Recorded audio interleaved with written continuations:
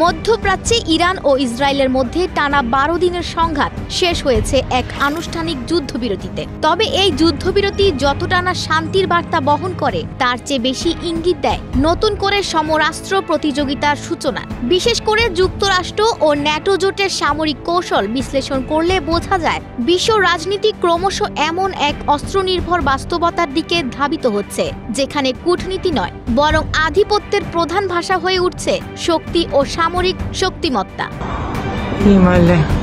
মার্কিন president Donald ট্রাম্পের মধ্যস্থতায় Iran ইসরায়েলের সংঘাতের যুদ্ধবিরতির পরপরই জার্মানিতে আনুষ্ঠানিক ন্যাটোর শীর্ষ সম্মেলনে ওয়াশিংটন সরাসরি আহ্বান জানিয়েছে ন্যাটো সদস্য রাষ্ট্রগুলোকে তাদের সামরিক ব্যয় কমপক্ষে ৫% উন্নীত করতে হবে। বিশ্লেষকদের মতে এই চাপের ফলে ইউরোপের দেশগুলো অস্ত্র ও সামরিক সরঞ্জামের ওপর আরও বেশি নির্ভরশীল হয়ে উঠবে, যা বিশ্বের সামরিক উত্তেজনা আরও বাড়াতে পারে।